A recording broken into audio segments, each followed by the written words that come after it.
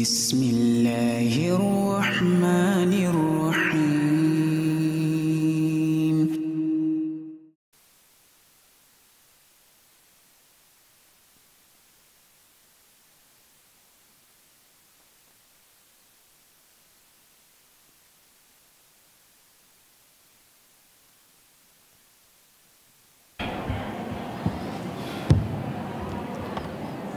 Bismillah.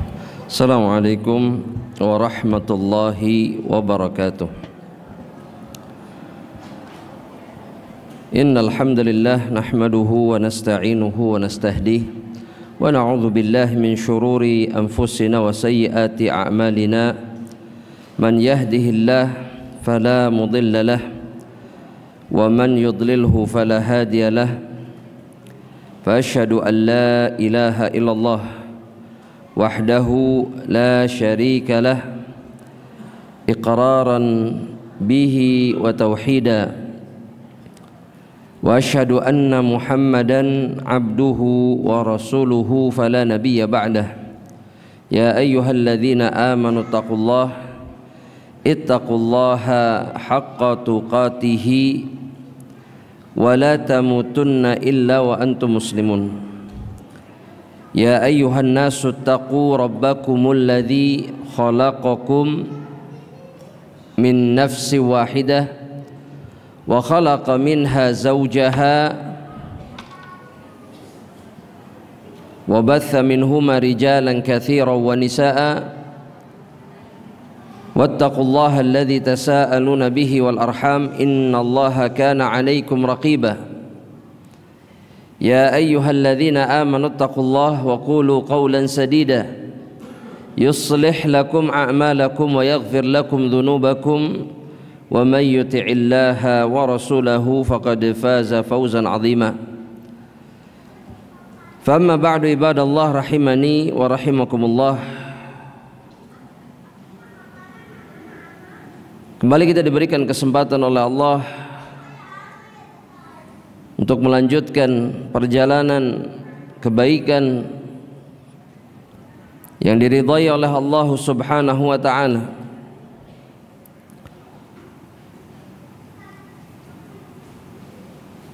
Perjalanan ilmiah mempelajari agama Allah agar kita kemudian mendapatkan kebaikan dari Allah Subhanahu wa ta'ala,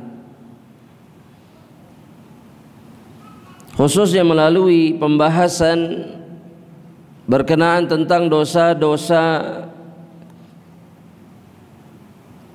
yang selayaknya, yang sepatutnya dihindari oleh seorang hamba Allah Subhanahu wa ta'ala jika dia ingin mendapatkan kebaikan dari Allah, jika dia ingin mendapatkan keselamatan di dunia dan juga keselamatan di akhirat setelah dia diwafatkan oleh Allah Subhanahu wa ta'ala.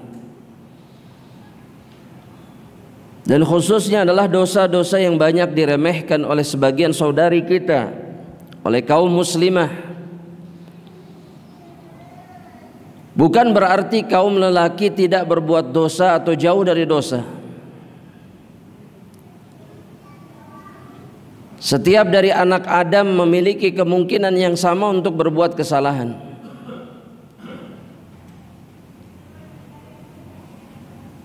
Namun dikarenakan wanita adalah makhluk Allah yang Allah jadikan sebagai fitnah, sebagai ujian, maka dia digunakan oleh syaitan, dimanfaatkan oleh syaitan, dijerumuskan oleh syaitan untuk kemudian terjerumus ke dalam banyak kesalahan dan dosa. Dan di antara dosa-dosa yang diremehkan kemudian, yang sering kali seorang muslimah terjebak di dalamnya, sebagaimana yang dikatakan oleh Syekh dalam dosa yang ke-39, itu adalah al-isa'atu ilal jar, menyakiti atau berbuat keburukan kepada tetangga, kepada orang-orang yang hidup bersebelahan, berdampingan dengan dirinya. Dan Syekh mengawali pembahasan yang ke-39 ini dengan mengutip firman Allah Subhanahu wa taala di dalam surat An-Nisa ayat yang ke-36 untuk mengingatkan kita bahwa tetangga memiliki kedudukan yang tinggi atau kedudukan yang penting bagi seorang hamba Allah Subhanahu wa taala di dalam kehidupan dunianya. Beliau mengatakan ausanallahu subhanahu wa ta'ala fi kitabihi bil jari. Allah memberikan wasiat kepada kita, memberikan pengingat kepada kita, memberikan pesan tentang tetangga di dalam kitabnya yang mulia. Di dalam surat An-Nisa ayat yang ke-36 yang sering kali juga disebut dengan ayatul huquq, yang sering disebut oleh para ulama dengan ayatul huquq, ayat yang mencantumkan atau yang menyebutkan hak-hak manusia atau makhluk atau sosok-sosok yang punya hak untuk diperlakukan dengan baik.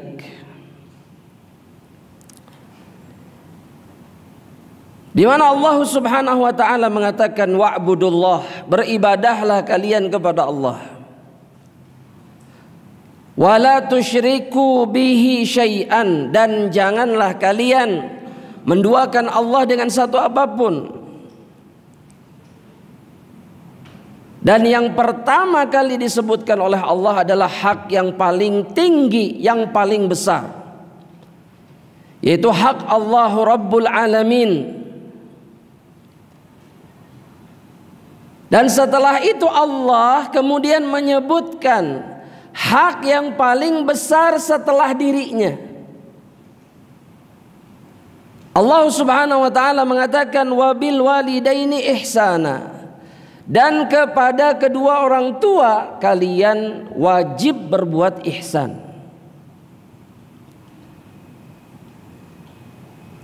Dan ayat ini diantara ayat yang menunjukkan kedudukan dan kemuliaan orang tua di dalam Islam yang ditetapkan oleh Allah Subhanahu wa taala.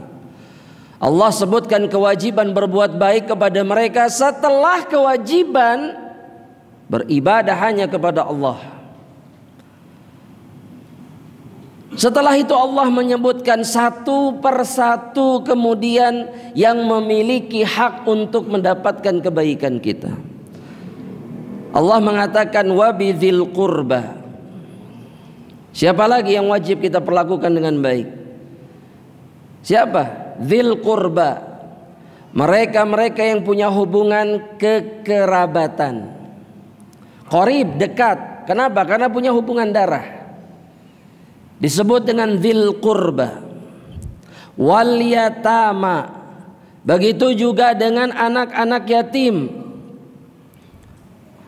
Mereka punya hak yang besar untuk mendapatkan kebaikan dari saudara-saudara mereka. Wal masakin, begitu juga orang-orang miskin.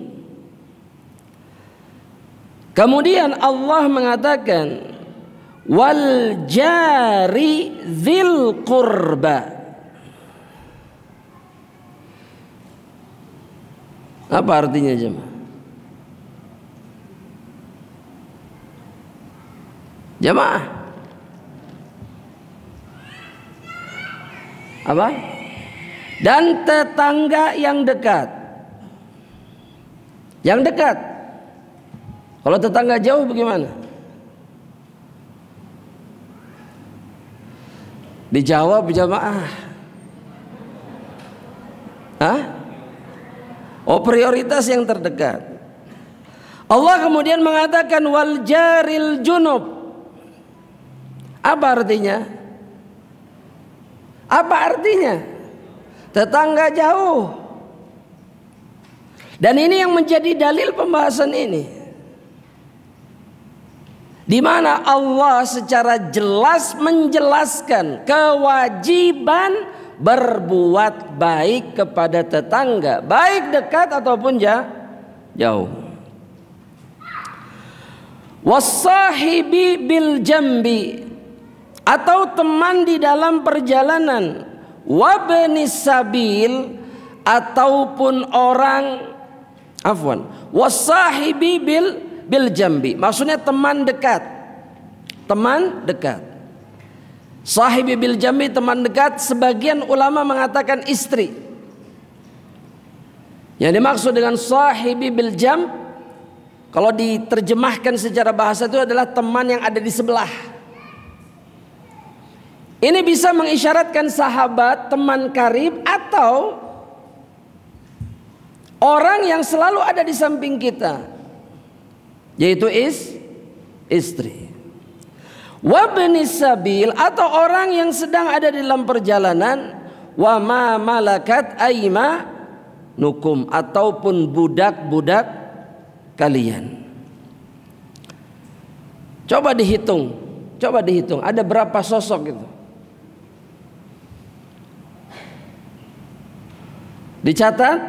Dicatat. Coba dihitung, tinggal dihitung aja. Mulai dari Allah, kedua orang tua, setelah itu siapa? Kerabat, yatim, miskin, tetangga dekat, teman dekat atau pasangan, ibnu sabil, hamba sahaya. Secara khusus Allah menyebutkan 10 perkara ini untuk menunjukkan kedudukan tinggi mereka atau skala prioritas siapa yang harus kemudian kita perlakukan dengan baik. Secara khusus, gak umum, Allah menyebutkannya tidak umum, tapi khusus satu persatu disebutkan. Dan di akhir ayat ini Allah mengatakan, innallaha la yuhibbu man kana mukhtalan fakhura. Dan ketahuilah sesungguhnya Allah tidak suka mereka-mereka yang sombong dan suka membanggakan diri mereka. Dengan kata lain, kalau kita mau bahasakan dengan lebih sederhana lagi, mereka-mereka yang kemudian tidak mau memperhatikan hak-hak ini, tidak mau menunaikan hak-hak ini, maka dia adalah orang-orang yang sombong dan dibenci oleh Allah Subhanahu wa ta'ala. Kenapa nggak dekat dengan kerabatnya? Sombong. Gak ada jawaban lain. Kenapa benci sama tetangganya? Sombong. Engkau manusia sombong, dan engkau dibenci sama Allah. Allah mengisyaratkan itu secara jelas di sini. Tunaikan hak-hak manusia atau hak Allah yang pertama tentunya. Kemudian setelah itu hak-hak makhluk yang disebutkan oleh Allah. Dan jangan jadi orang sombong. Karena yang tidak mau melakukannya hanya orang sombong. Dan mereka dibenci sama Allah Subhanahu wa ta'ala. Begitu juga kata Syekh, wa kadzalika awsa Jibrilun nabiyya bil jari khaira. Begitu juga Jibril alaihissalam memberikan wasiat kepada Nabi untuk melakukan kebaikan kepada tetangga. Sebagaimana yang diriwayatkan dalam hadis yang sahih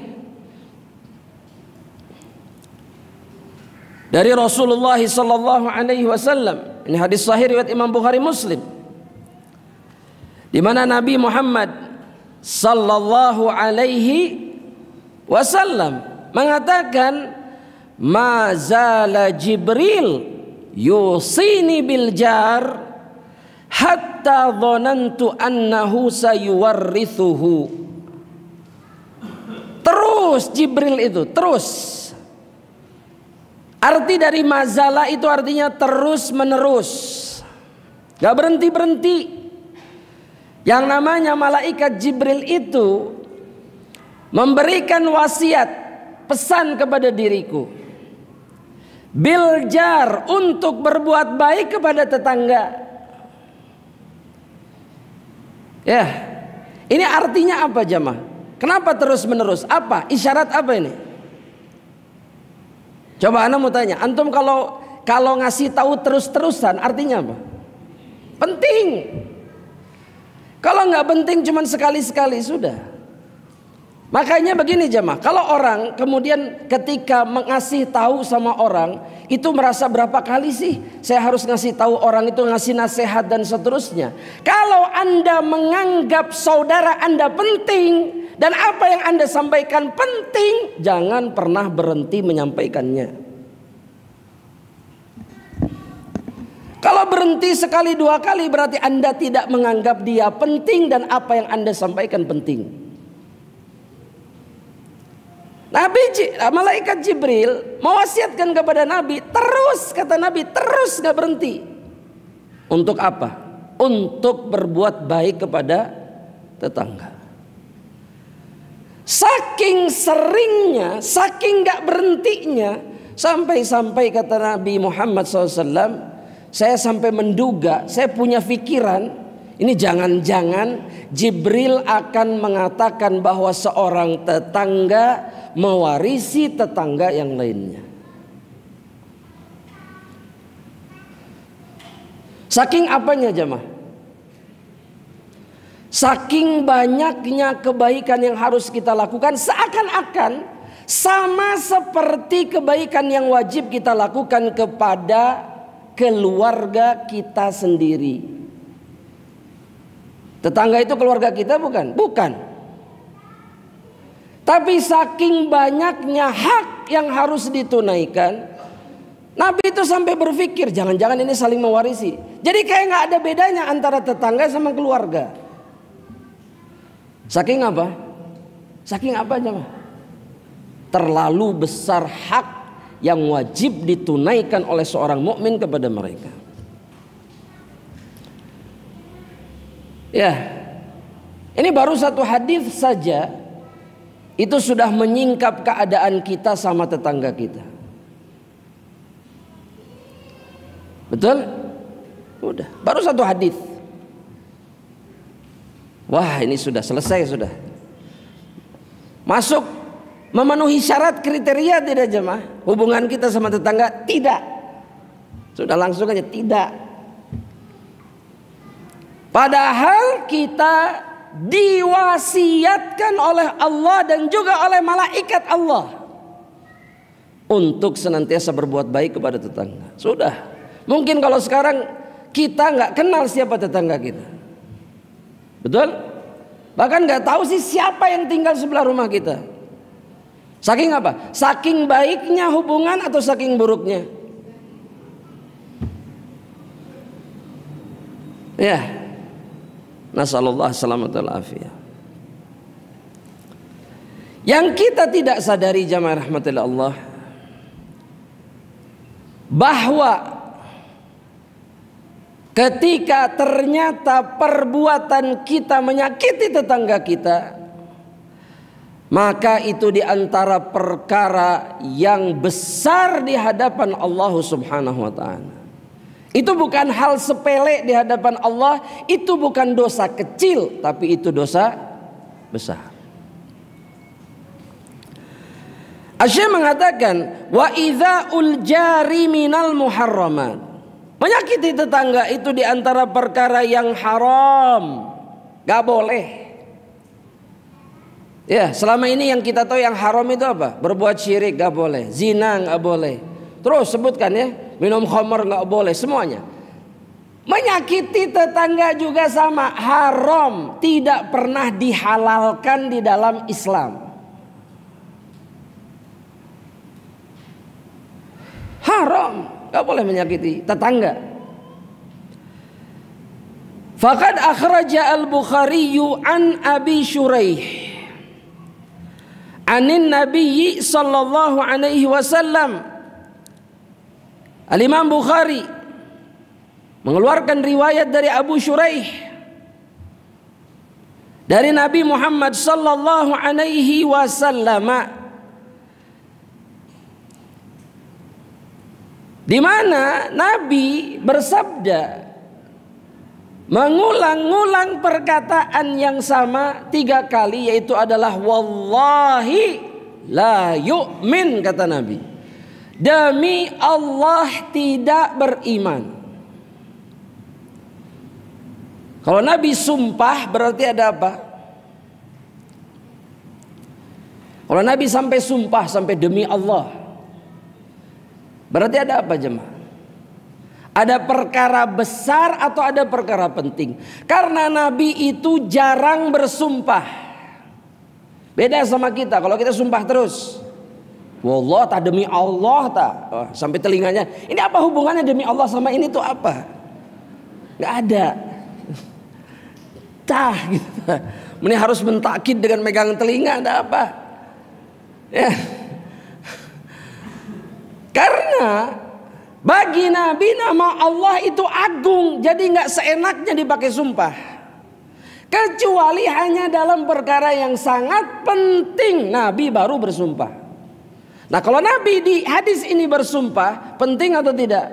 Sangat penting.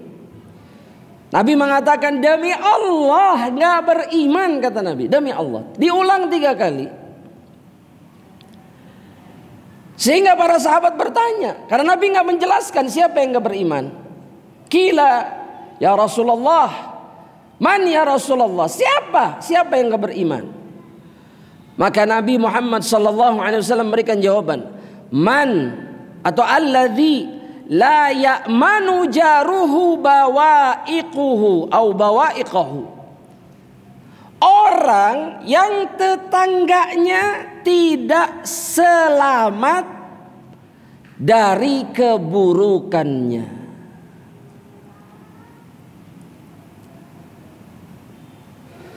Ketika orang lain, khususnya tetangga, tidak selamat dari keburukan kita, maka Nabi Muhammad SAW mengatakan la yu'min, tidak beriman.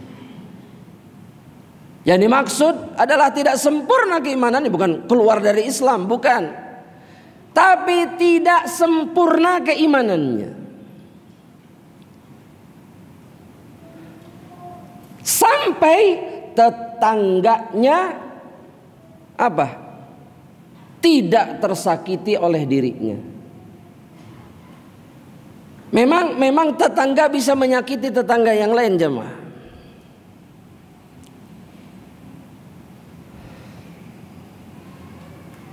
La ilaha illallah jemaah.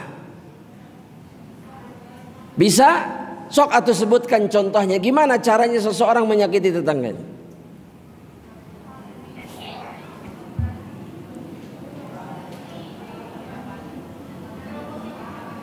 Oh, nyetel musik kenceng-kenceng. Memang mengganggu. Emang mengganggu? Mengganggu. Ganggu atau masa nggak ganggu?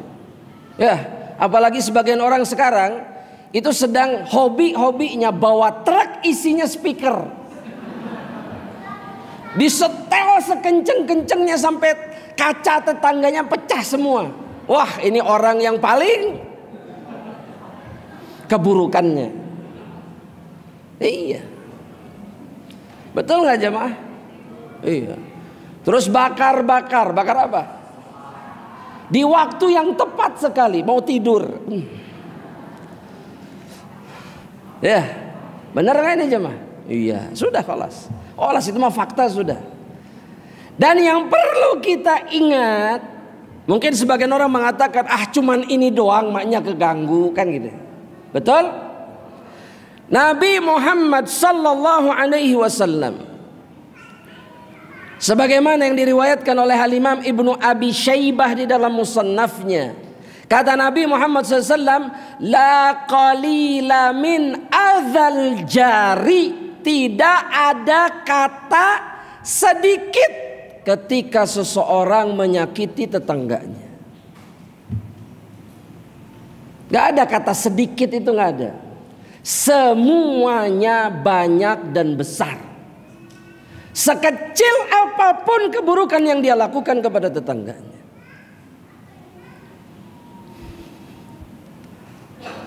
Jadi hentikan husnudzon kita bahwa tetangga kita gak akan keganggu kalau begini mah. Volumenya cuma 3, cuman bakar sampah sedikit. Gak ada. Gak ada jamaah. Ya, jamaah. Terlebih yang kita lakukan lebih besar dari itu. Betul nggak? Parkir di mana jamaah? Di garasi atau di pinggir jalan? Pinggir jalan. Terus berhenti menghentikan kendaraan di depan pagar sendiri atau di depan pagar orang lain? Orang lain atau iya. Kebetulan halamannya lega, Ustadz. Di situ aja nanti. Insya Allah ridho lah, insya Allah. Insya Allah. Husnudzon sama tetangganya. Iya. Gak pernah nanya. Ya, gak pernah tegur sapa, tapi langsung husnudzon. Mal ngambek meren, gak apa-apalah. Dah cuman sebentar, betul nggak? 2 hari ngejogrok di situ jemaah. Ya gitu biasa, itu udah biasa. Kenapa biasa? Karena tidak ada yang merasa berdosa ketika mengganggu tetangganya. Udahlah, orang-orang juga gitu, nggak bisa. Nggak bisa. Bukan begitu cara berpikirnya orang beriman, bukan. Tapi dia tidak ingin kemudian keimanannya hancur gara-gara dia menyakiti tetangganya. Tapi dah tetangga saya teh jahat atau Ustaz kumaha? Coba ana mau tanya sama hadirin. Kalau tetangga jahat, bagaimana kita menghadapinya?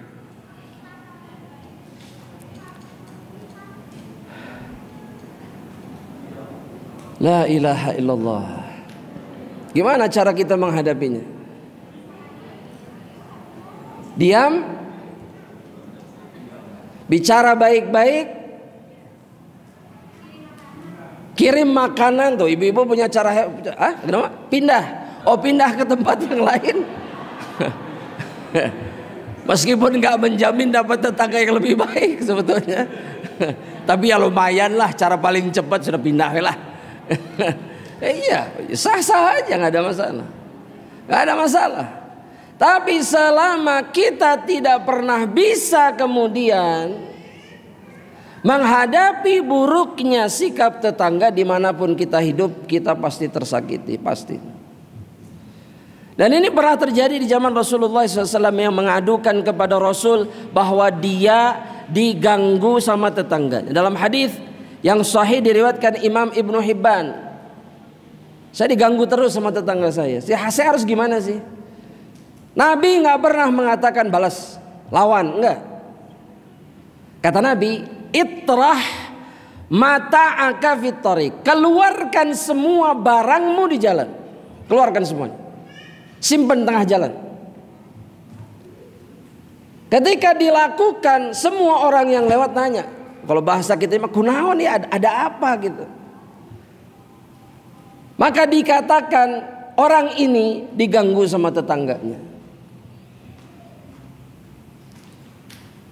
Setiap orang yang dengar kalimat ini semuanya mengatakan la'anahullah, semoga Allah melaknat dirinya. Terus begitu.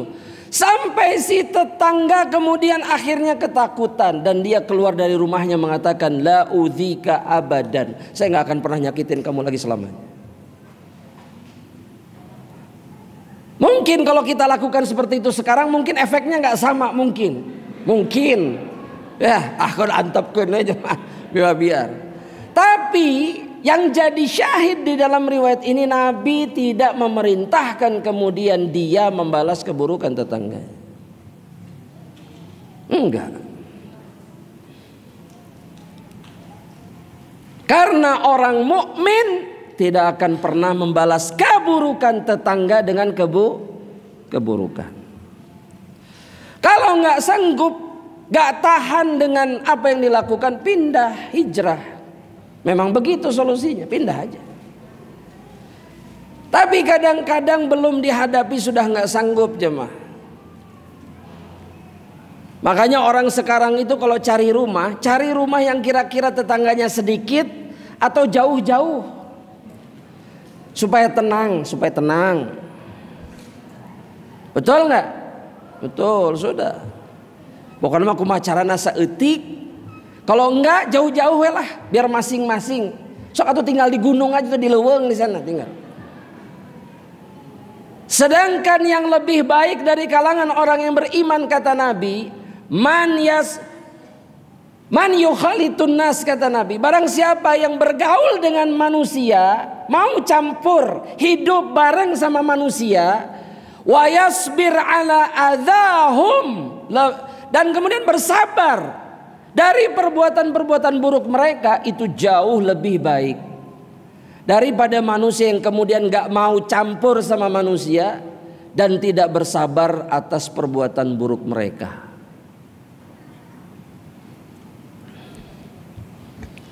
Hadapi, tapi dengan kebaikan. Sabar aja, sabar. Sezalim-zalimnya tetangga kita mau sampai kapan? Pasti akan ada akhir. Nanti disebutkan oleh Syekh kisah seorang salafus soleh, bagaimana dia bersabar menghadapi keburukan tetangganya. Ya, nanti kita bacakan insyaallah taala. Kita lanjutkan dulu apa yang dikatakan oleh Syekh. Asy-Syekh kemudian meriwayatkan atau menyebutkan riwayat yang lainnya. Diriwayatkan Imam Bukhari dan Muslim an Abi Hurairah, dari sahabat Abi Hurairah, di mana Nabi mengatakan, man kana, barang siapa kata Nabi, yu'minu billahi wal yaumil akhir, beriman kepada Allah dan hari akhir, kata Nabi, fala yu'zi jarahu, maka janganlah sekali-kali dia menyakiti tetangganya. Tidak menyakiti tetangga itu bukti iman. Mereka yang betul-betul iman sama Allah, yakin kepada Allah dan yakin akan adanya hari akhir. Itu buktinya apa? Buktinya tidak menyakiti tetangga. Itu salah satu buktinya.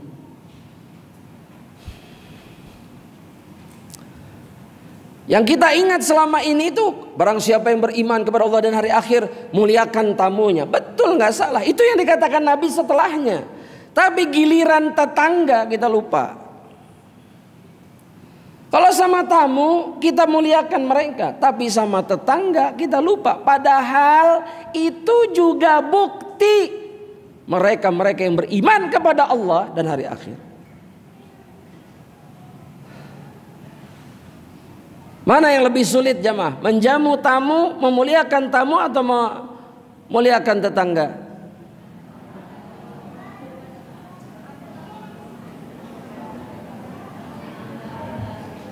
Mana yang lebih susah? Memuliakan tamu atau memuliakan tetangga? Tetangga. Ada tamu mah kali-kali. Itu juga kalau ada tamu itu juga.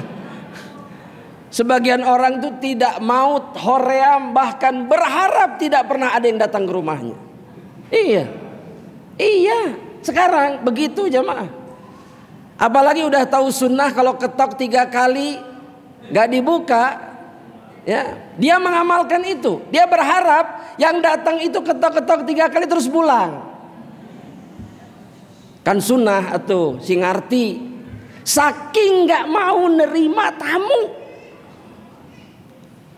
Jam segini datang teh atuh meni. La ilaha illallah. Padahal itu bukti iman. Susahnya apa? Dan gak harus sedia makan atuh. Air dan apapun seadanya cukup sebagai bukti bahwa kita ingin memuliakan tamu kita.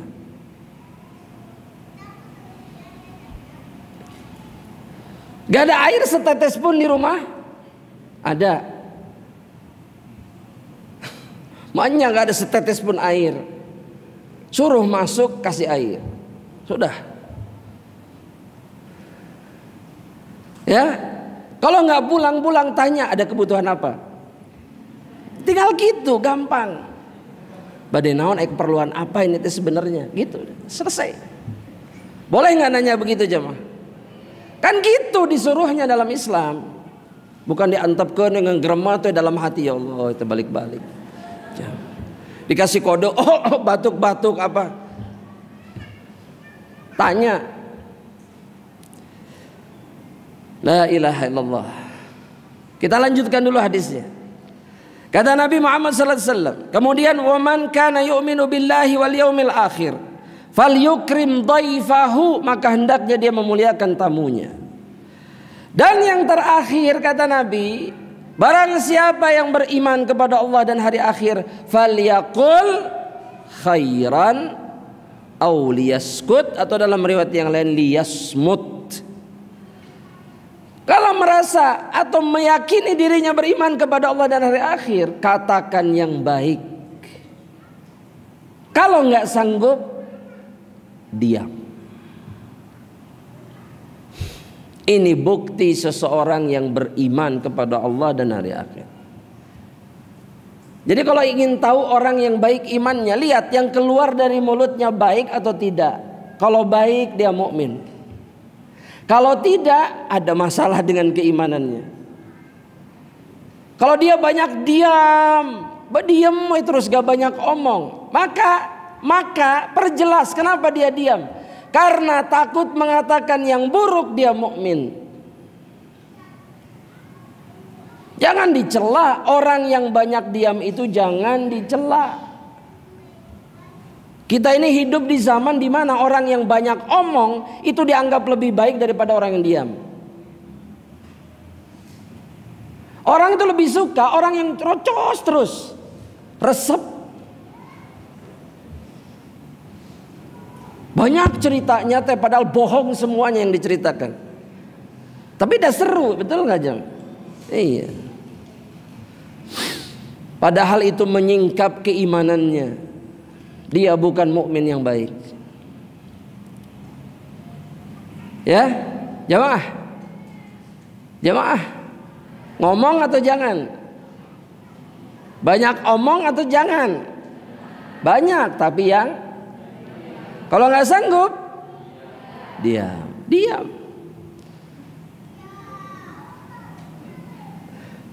Jamaah. Gimana tuh Ustaz kalau ngumpul diam semua? Loh, para sahabat gitu, kalau nggak ada yang dibahas diem. Dipikir para sahabat itu wah ya enggak. Mereka hanya bicara kalau yang keluar dari mulut baik.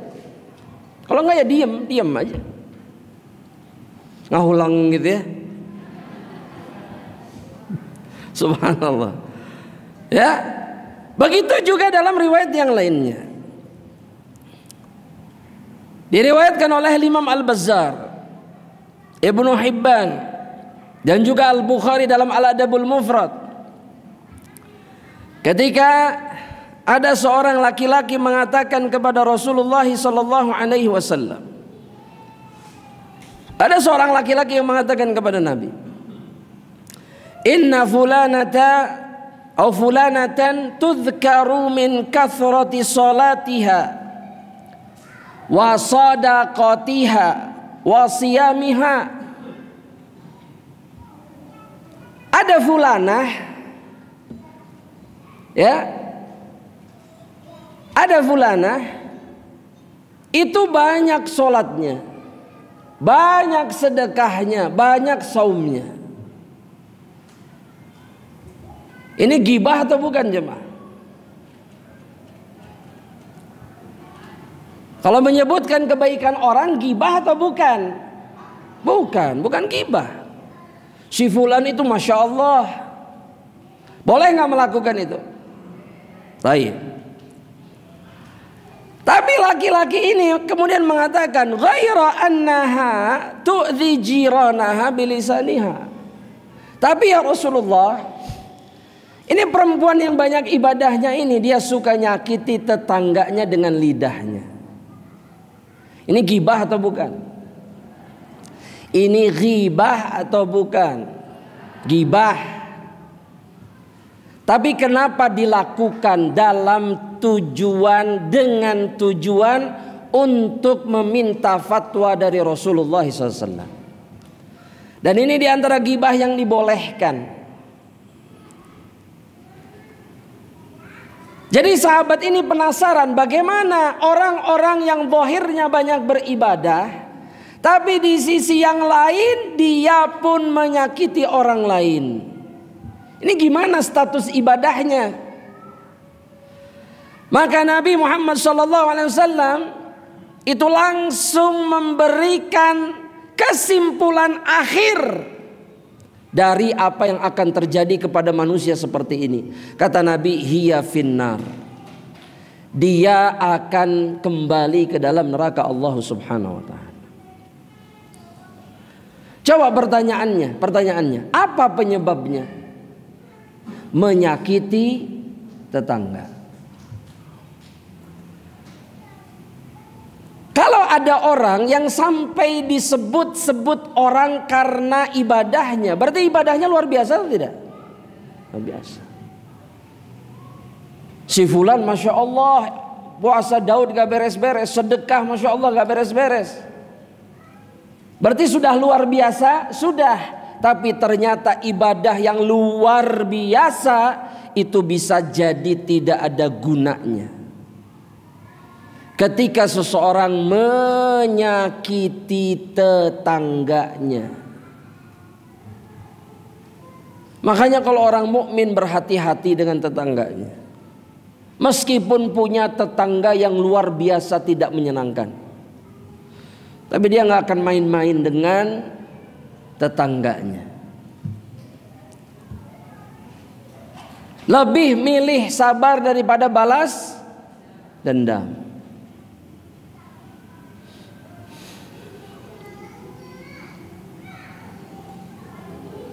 Karena yang pertama kali jemaah, orang mukmin itu berpikirnya jauh panjang, bukan hanya saja di dunia.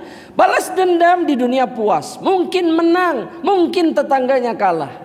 Tapi di akhirat tetangga yang berselisih yang akan pertama kali berhadapan dengan Allah. Sebagaimana dikatakan oleh Nabi Muhammad SAW, awwalul khasmaini yaumal qiyamah, perselisihan pada hari kiamat yang akan pertama kali diselesaikan oleh Allah itu adalah perselisihan tetangga. Dan ini disampaikan oleh Rasulullah, diriwayatkan oleh Imam Ahmad dalam musnadnya. Permusuhan yang pertama kali akan dibereskan sama Allah itu adalah antara dua tetangga, jaroni, dua tetangga. Makanya orang mukmin panjang, gak mikir di dunia beres, gak beres, baru dibereskan kelak nanti di akhirat. Milih di mana, di dunia atau di akhirat?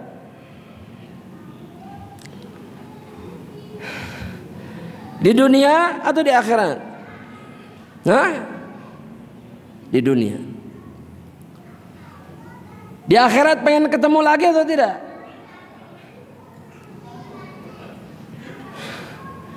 Coba anu mau tanya. Di akhirat pengen ketemu lagi sama tetangga yang menyakiti kita atau tidak? Enggak. Berarti enggak beres masalahnya. Kenapa enggak jawab pengen, tapi dalam keadaan dia diampuni oleh Allah, saya pun diampuni sama Allah. Loh, jamaah, jangankan tetangga, yang membunuh dan yang dibunuh itu bisa berjumpa di dalam surga Allah. Kan itu disebutkan sama Nabi. Ya, ada kejadian di mana yang membunuh nih, pembunuhnya dan yang dibunuh itu dua-duanya ketemu tapi di dalam jannah. Apalagi tetangga yang nggak sampai bunuh-bunuhan. Mungkin nggak? Mungkin.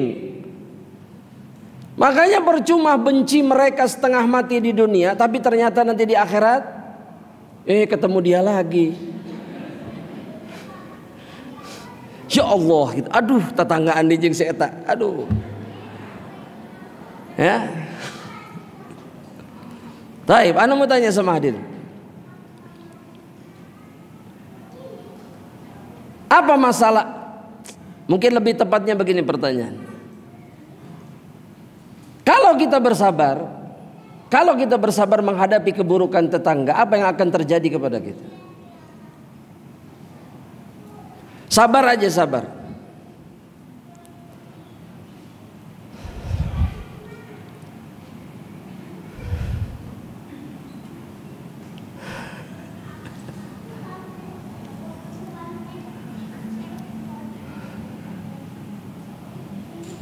Gak ada yang punya bayangan apa yang akan terjadi. La ilaha illallah. Tulis jemaah, tulis. Dalam hadis yang sahih diriwayatkan oleh Imam Ahmad,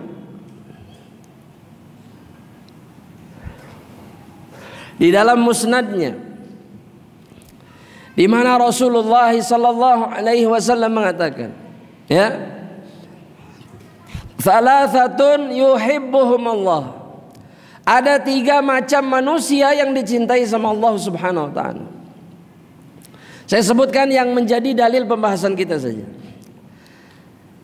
Salah satu di antara yang dicintai oleh Allah di antara hamba-hambanya, kata Nabi Muhammad SAW, warrajul, seorang laki-laki atau seorang hamba Allah, yakunu lahul jaru yu'dhihi jiwaruhu, dia punya tetangga yang menyakiti dirinya di dalam bertetangga. Fayasbir, tapi kemudian dia memilih untuk bersabar, tidak melakukan pembalasan apapun. Sabar. Ala adahu, atas perbuatan buruk tetangganya, hatta yufarriqa bainahuma maut au dha'nun, sampai mereka berdua dipisahkan oleh kematian, atau kemudian tetangganya pindah rumah atau pindah tempat. Sabar. Maka mereka akan menjadi manusia yang dicintai oleh Allah Subhanahu wa ta'ala. Jadi gak ada ruginya bersabar. Rugi gak? Capek tidak? Capek. Dan yang berpikir bahwa hidup di dunia itu tidak meletihkan, jangan hidup di dunia ini. Ya, kalau masih pengen di dunia, siap-siap untuk letih.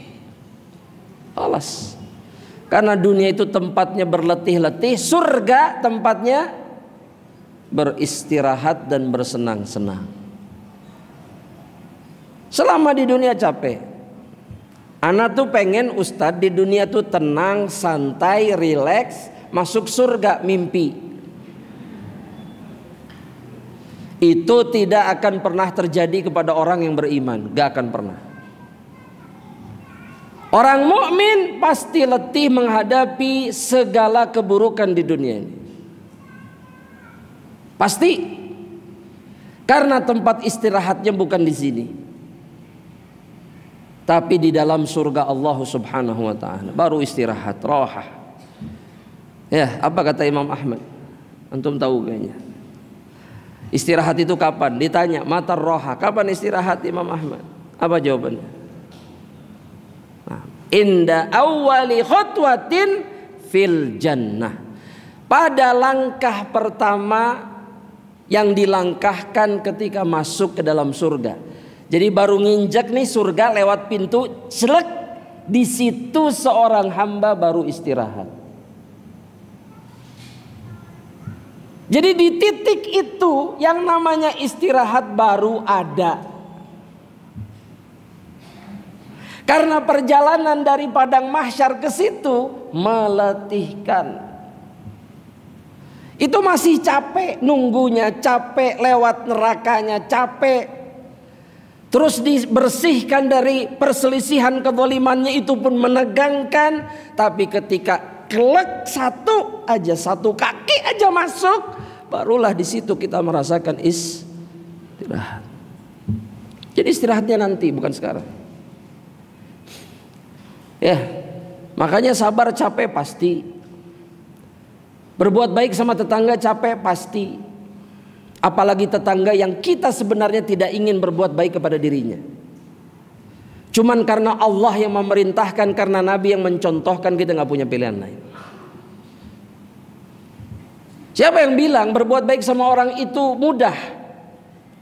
Lapang hati kita? Enggak. Tapi orang mukmin meskipun sempit hatinya untuk berbuat baik kepada orang, dia tetap akan melakukannya. Karena itu yang diinginkan sama Allah, dan itu yang diajarkan sama nabinya sallallahu alaihi wasallam. Ya, lakukan aja lah, paksakan diri kita untuk melakukan ini. Nah, jamaah rahmatillah Allah subhanahu wa ta'ala, ya. Kemudian yang terakhir, jamaah rahmatillah Allah, Asy-Syaikh mengatakan, walaqad istahanat katsirun minal muslimati bil isaati ilal jar. Banyak perempuan muslimah itu meremehkan, nganggap kecil, nganggap remeh, menyakiti tetangga itu. Wa hadza sulukun la yanbaghi an tattasifa bihi imra'atun muslimah. Ini adalah perilaku yang gak pantas seorang muslimah disifati dengan perilaku seperti ini. Hatta walau kanal jaru sayyi'an, meskipun tetangganya jelek buruk. Yang dimaksud dengan jelek di sini perangainya, akhlaknya. Meskipun gak baik dia, tapi gak pantas seorang muslimah kemudian membalas keburukan dengan keburukan.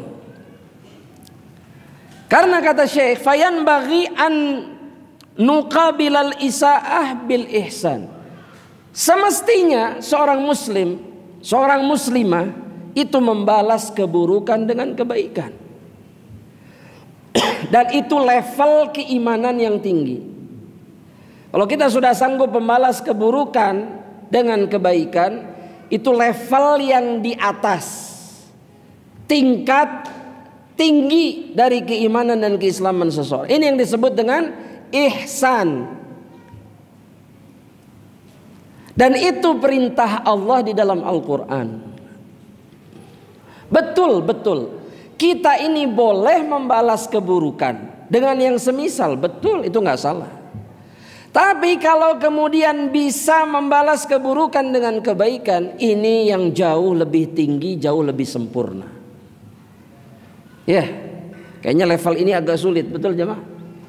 Sulit nggak? Karena memang hanya untuk manusia yang sudah sampai pada level tinggi keimanannya. Jadi kalau belum sampai sini, berarti iman kita belum sampai puncaknya.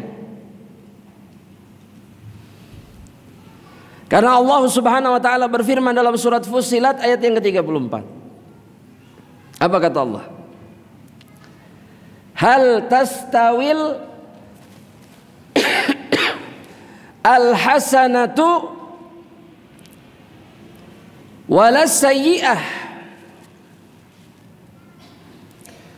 wala tastawil hasanatu wala sayyi'ah, kata Allah. Tidak sama kebaikan dan keburukan itu, gak akan pernah sama. Dan Allah kemudian mengatakan idfa' billati hiya ahsan. Tolaklah, kata Allah. Apa yang dimaksud dengan tolaklah? Tolaklah keburukan atau kejahatan orang lain dengan perbuatan yang jauh lebih baik. Cegah. Kalau belum terjadi, kalau sudah terjadi, balas dengan yang lebih baik.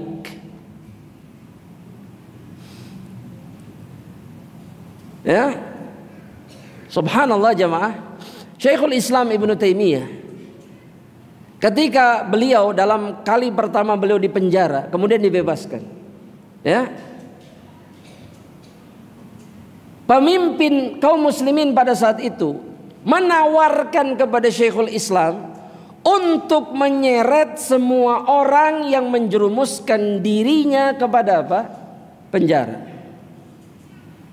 Ini kesempatannya, karena mereka sudah berbuat zalim, melakukan fitnah dan makar. Tapi beliau mengatakan justru sebagai jawabannya, aku maafkan mereka semuanya. Padahal orang-orang ini yang membuat beliau di penjara bukan sehari dua hari. Di penjara disiksa sampai terluka tubuhnya. Tapi ketika punya kesempatan membalas dan beliau berhak membalas, beliau mengamalkan apa yang difirmankan sama Allah. Idfa billati hiya ahsan. Ini levelnya di mana? Di atas. Padahal kalau bilang penjarakan nggak salah. Ini namanya kisos. Kezaliman dihukum dengan yang setimpal. Betul tidak? Tapi yang lebih baik adalah melakukan kebaikan atas orang-orang yang berbuat buruk. Maka kata Allah, fa idzal ladzi bainaka wa bainahu adawatun ka'annahu waliyyun hamim. Kalau kau sanggup melakukannya, maka orang yang antara kalian, antara dirimu dengan dirinya ada permusuhan, tapi engkau bisa membalas keburukannya dengan kebaikan, maka kemudian dia akan menjadi seakan-akan dia akan menjadi temanmu yang setia. Berubah tuh dari musuh jadi, kalau kita sanggup melakukannya. Pertanyaannya sekarang, sanggup atau tidak? Jangan bilang tidak, belum. Kalau tidak berarti kita gak akan pernah sampai kepada puncak keimanan yang sempurna. Bilang belum. Siapa tahu suatu hari nanti kita sanggup melakukan. Benar gak? Difitnah, ngeslah, gak apa-apa sudah, maafkan aja. Padahal fitnahnya keji. Ya, sama tetangga sendiri, aduh Ustaz sebelah rumah, ternyata selama ini dialah yang memfitnah saya. Ya Allah. Itu cerita begitu, saya kenyang di sini, masuk di sini. Kenyang. Ternyata. Tapi kemudian dimaafkan, maka Anda jelas jauh lebih baik daripada dirinya. Berat memang. Yang sanggup melakukannya, kata Allah di dalam Al-Qur'an, wa ma yulaqqaha illa alladzina sabaru. Tidak ada yang sanggup menahan beban, derita, kesengsaraan, ujian yang berat seperti salah satunya perbuatan buruk tetangga, kecuali hanya orang-orang yang bersabar. Yang sanggup itu hanya as-sabirun, orang-orang yang sabar. Cuman mereka yang sanggup. Wallahu ta'ala alam bisawab. Nah, jamaah rahmatillah Allah. Nanti insyaallah kita lanjutkan masih di dosa yang sama. Dosa keberapa? 39 insyaallah ta'ala. Labas, enggak apa-apa.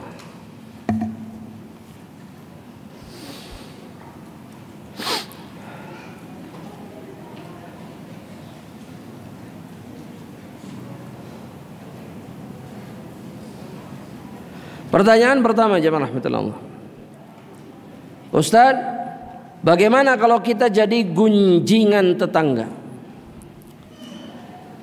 Hanya karena jarang keluar rumah, bagaimana cara menyikapinya? Dibilang sulit hati, sombong dan yang lainnya. Ya gak ada masalah, kenapa masalahnya? Kalau ketemu, mohon maaf saya memang menjalankan perintah Allah, waqarna fi buyutikunna, gitu dong.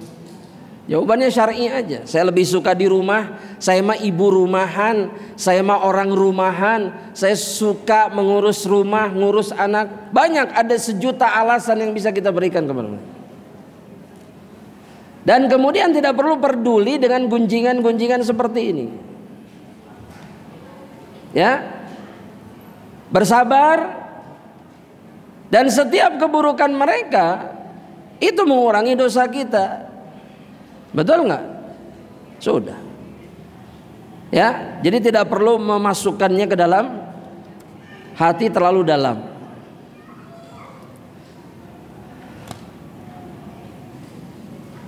Dan semoga Allah menjaga kita semuanya. Kemudian yang kedua, muncul lagi. Jika menyakiti tetangga haram, bagaimana hukumnya jika seorang ayah menyakiti anaknya dengan kekerasan dan mendiamkannya selama berbulan-bulan karena ketahuan merokok berkali-kali? Ya zalim.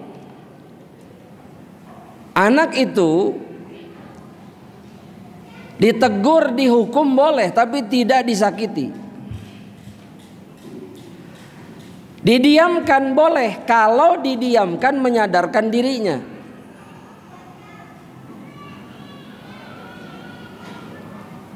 Namanya dihajar, namanya. Dia apa?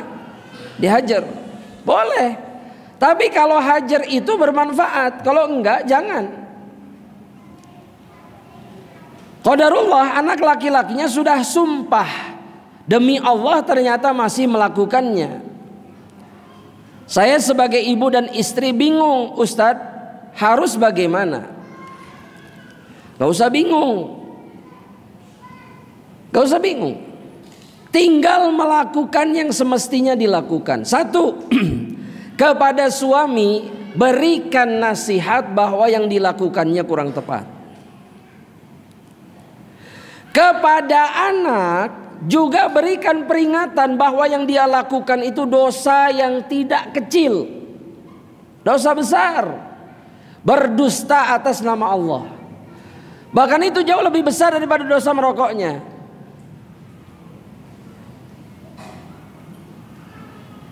Tapi ada satu hal yang harus diingat sama orang tua, merokok itu penyakit yang ada sebabnya. Maka sebabnya harus dihilangkan. Kalau ternyata yang murka, ngegebugin, yang nyiksa ini bapaknya tukang ngerokok juga, percuma. Yang salah siapa? Bapaknya. Tapi kalau kemudian penyebabnya bukan itu, penyebabnya karena sang anak bisa bergaul sesukanya tanpa batas, yang salah orang tuanya. Bukan si anak, yang salah orang tua. Mereka pun harus adil dalam menyikapi keadaan anaknya. Ya, sekarang Anda mau tanya, sebagian orang tua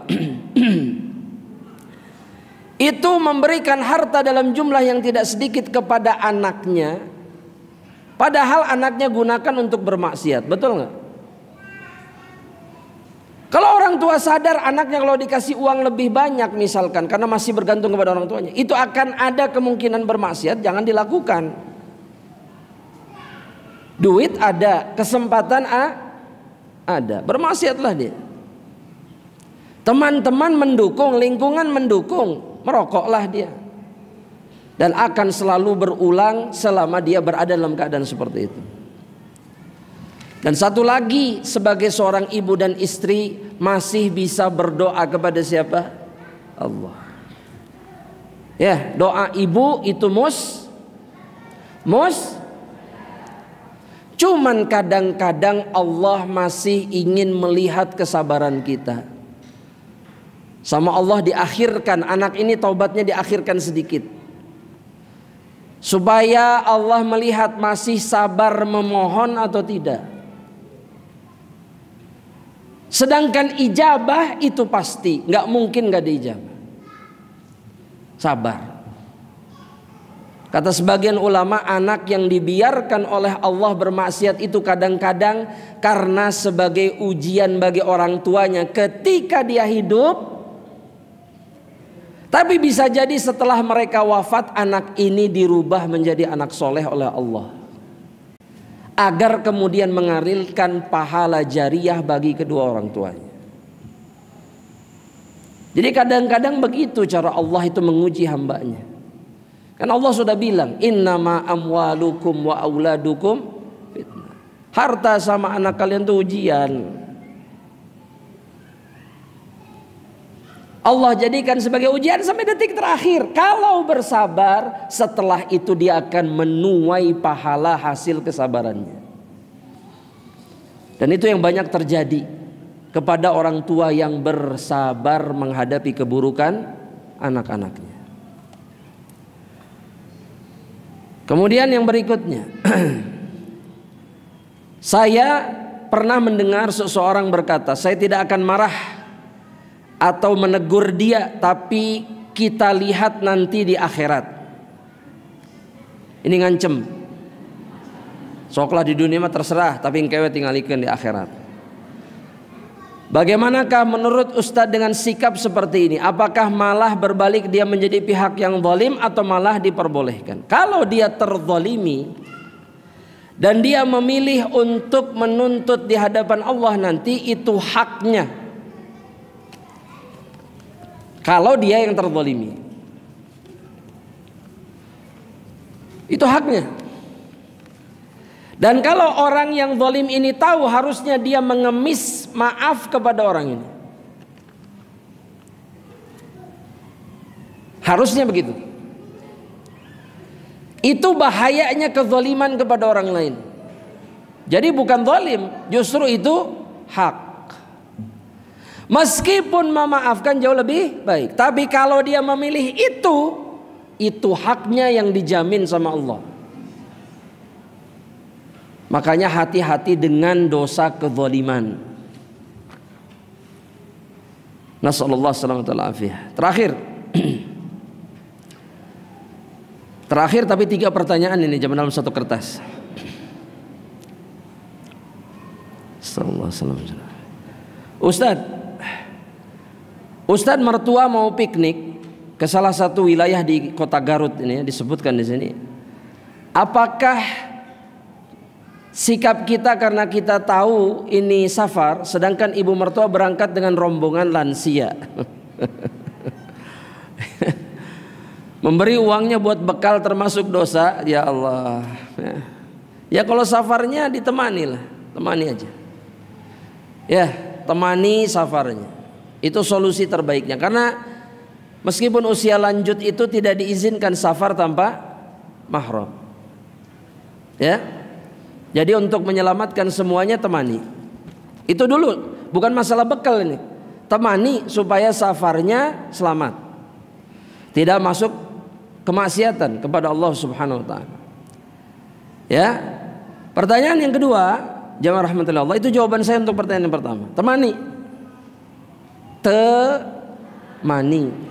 Udah. Sebisa mungkin. Bolehkah kita berdoa? Kemudian yang kedua, kepada Allah agar air yang diminum berkah sebagaimana berkahnya air Zam-Zam. Gak mungkin. Air Zam-Zam itu sudah khusus keberkahannya. Yang benar adalah beli air Zam-Zam atau cari air Zam-Zam, minta air Zam-Zam, kemudian berdoa kepada Allah dengan air tersebut. Karena nggak ada air yang sama dengan air Zam-Zam, nggak ada. Ya. Atau nggak perlu kemudian minta air itu jadi berkah seperti air Zam-Zam, langsung aja minta sama Allah, selesai. Kan tujuan air itu berkah seperti air Zam-Zam kan biar ketika minum keinginan kita diijab, itu kan tujuannya. Maka minta aja langsung kepada Allah, itu pun diijab. Wallahu ta'ala alam. Yang terakhir, bagaimana menyikapi ghibah? Udah dicoba menghindar ke kamar tapi tetap terdengar. Menghindar ke dapur tetap terdengar. Ini gibahnya gimana? Pakai toa apa gimana? Kalau masih terdengar juga keluar. Pindah rumah, ya. Apakah tetap kecipratan dosa? Iya, jika tidak mengingkari dan mencegahnya. Tapi kalau sudah berusaha keras, maka kita terlepas dari dosa tersebut insya Allah. Yang jadi masalah itu nggak ada pengingkaran dan tidak ada nahi mungkar. Nggak ada yang bilang begini, udahlah nggak usah ngobrolin orang, sudah selesai lah. Udah tuh ngobrolkan etawai, udah. Itu enggak, tapi menghindar, kedengeran lagi, sana kedengeran lagi. Ya. Kecuali orang itu sudah dikasih tahu tetap udahlah ini mah urusan saya lah. dosa kayak apa kayak, pokoknya saya mau tetap mau ngobrol ini. Nah, itu urusan dia sudah. Kita terlepas dari dosanya insyaallah ta'ala. Wallahu ta'ala alam bishawab.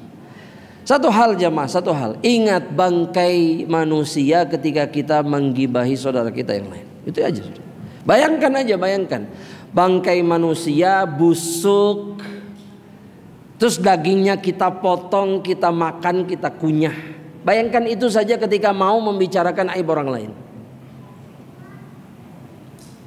Karena itu yang dilakukan Allah untuk memperingatkan dan mengingatkan kita tentang ghibah. Wala yaghtab ba'dukum ba'dha. Ayuhibba ahadukum an ya'kula lahma akhihi maitan fakarihtum. Apakah kalian mau memakan bangkai daging saudaranya dalam keadaan sudah jadi bangkai? Pasti kalian nggak mau, nggak suka, jijik pasti. Maka kalau sadar bahwa namanya ghibah itu kayak makan daging bangkai, ngapain terus dilakukan?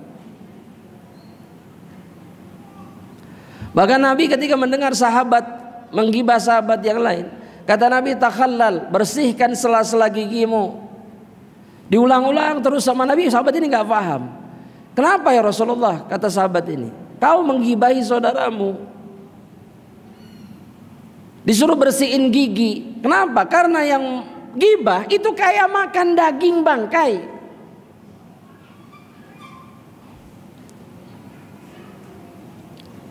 Begitulah seorang mukmin memperingatkan dirinya tentang perkara yang satu ini. Ya, sudahlah, mending ngobrolin yang lain daripada tapi gibah itu seru, betul aja, Pak? Iya, seru di dunia. Tapi kelak di akhirat semuanya akan menuntut haknya. Yang digibahi akan minta haknya di hadapan Allah.